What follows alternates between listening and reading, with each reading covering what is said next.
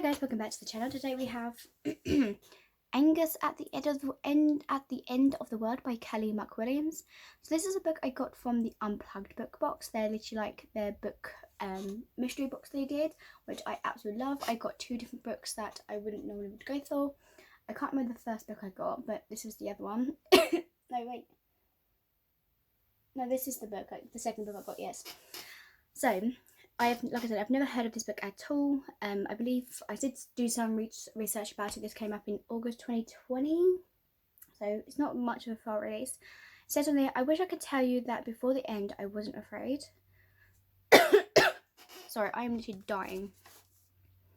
And I'm intrigued by this is the cover I would not go for at all. It's not something I would go have to, but the synopsis is what got me. On Judgment Day, we shall oh my god, I can't speak.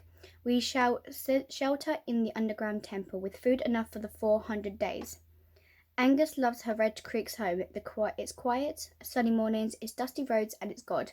There she cares tirelessly for her younger siblings and follows the town's strict laws. What she doesn't know that in Red Creek is a cult, controlled by a madman who calls himself a prophet. Then Agnes meets Danny, an outsider boy, and begins to question what it is and isn't a sin. Her brother Ethical will die without the insulin she smuggles in once a month, even though medicine is forbidden. Is she a sinner for saving him? Is her sister Beth a sinner for yearning for the world beyond Red Creek? As the prophet grows more dangerous, Agnes realizes that she must escape from Ethical and leave everyone else, including Beth, behind, but it isn't safe outside either. A viral pandemic is burning through the population of a terrifying rate. Agnes ventures forth and she forms a mysterious connection with the virus. Will Agnes be able to choose between saving her family or saving the world?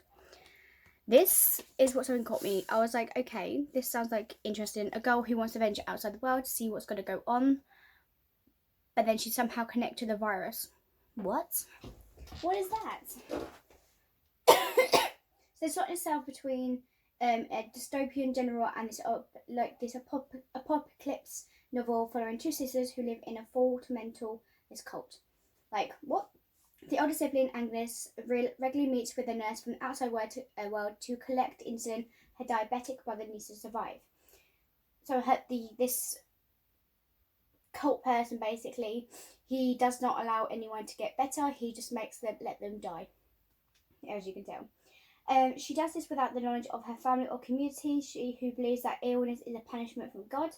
At the beginning of the book, Agnes discovers through this connection that the outside world is on the brink of a pandemic. The cult's prophet is in denial of any event that happens, and comes to believe that only those who deserve it will be afflicted by this disease and leave its victims' skin hardened and red and makes them untamed, threat to all living beings. So this novel explores different kind of healths, from Esco's diabetes to the effects that disease has upon the afflicted. Mental health is present as the reader sees Agnes and her mother and Beth's mother struggle with what we could diagnose as depression. Conversations about spiritual mental spaces are also through this as well. We are going through Agnes' perceptive, like her side of the story, and we do have some from Beth as well. So when I started reading this book, I couldn't get enough of the story. I flew through the opening chapters. I was quite compelled by the book.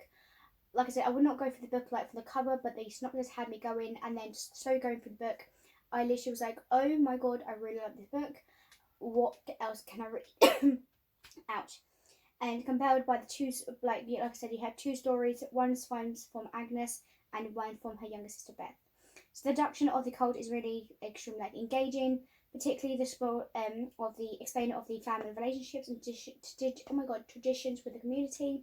The cult holds all of the belief, and you think when you hear the phrase a cult, so discussion about gender and heartry takes place.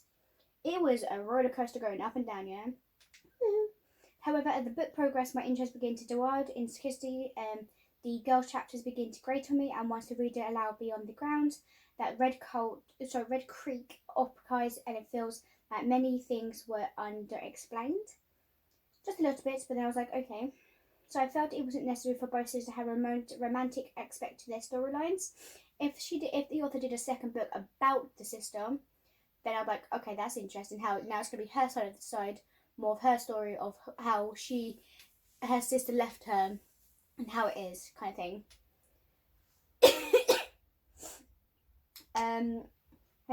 So Agnes' love interest is Daniel, who's her main companion once she walks away from the cult. He is a valuable character who teaches her about the outside world and provides herself and Escald with safe space to learn about themselves. However, in this it's like Beth's side of the story is lacking throughout the narrative. I felt confident that I knew Beth and her logic, sound way of thinking. Her romantic attachment entirely depleted in the interest I had outcome of her story. The end of the novel's book felt a little bit rushed to me, just the way it did. It wasn't what I expected, what should be very viewed as positive. The conclusion was far too nearly wrapped up for a novel that dealt with such several themes, because reading this I prefer to sit as a cult as a dystopian book. But now I would describe it as having more religious focus and such disappointment after so many comparisons. So this book was a reasonable plot and engaging writing. I'll be reading more from this author definitely, and I think it's more sarcasm, so I prefer a darker and adult version of this story. Wouldn't you think, guys? That would be an interesting one.